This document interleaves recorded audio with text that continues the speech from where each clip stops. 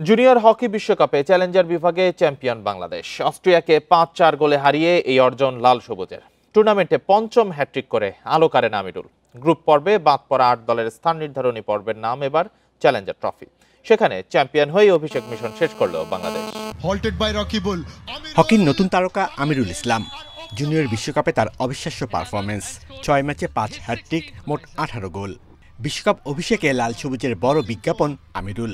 স্থান নির্ধারণী ফাইনালেও তার ঝলক, বাংলাদেশকে জিতিয়েছেন চ্যালেঞ্জার ট্রফি।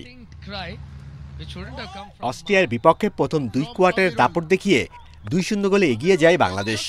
পরের কোয়ার্টারেও দুই দলই একটি করে গোল পায়। অস্ট্রিয়ার লড়াই জমিয়ে দেয় শেষ কোয়ার্টারে। তবে রোমাঞ্চকর ম্যাচে শেষ হাসি লাল সবুজের। ৫-৪ ব্যবধানের জয়ে উৎসব আমিরুলদের। আইকম্যানের অধীনে বিশ্বকাপে প্রথমবার অংশ নিয়েই বাংলাদেশের প্রশংসনীয় পারফরমেন্স। গ্রুপ পর্বে পরাশক্ত অস্ট্রেলিয়া, ফ্রান্সের বিপক্ষে জমাট লড়াই, আর দক্ষিণ কোরিয়ার সঙ্গে ড্র করে তৃতীয় হয় বাংলাদেশ। আমিরুল ছিলেন দুর্দান্ত। আমি চেষ্টা করছি জাস্ট গোল, টিমের জন্য গোল করার জন্য। আর আমি এত কিছু চিন্তা করিনি যে হ্যাট্রিক হবে বা রেকর্ড, এগুলো আমি বিষয়ে আমি বেশি ফোকাস করি না। অবশ্যই এটা আমার প্রবলি ফিল হচ্ছিল যে গোল করতেছি দেশের জন্য, যেহেতু আমার গোলের জন্য বাংলাদেশ উইন করতেছে, এটা আমার জন্য সবচেয়ে বেশি পাওয়া।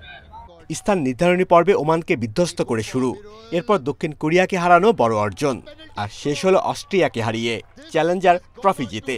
এই ম্যাচেও আমিরুলের হ্যাট্রিক বাংলাদেশ হকির ইতিহাসে বড় সাফল্যই বলা যায়। Shamim Ahmed, independent news.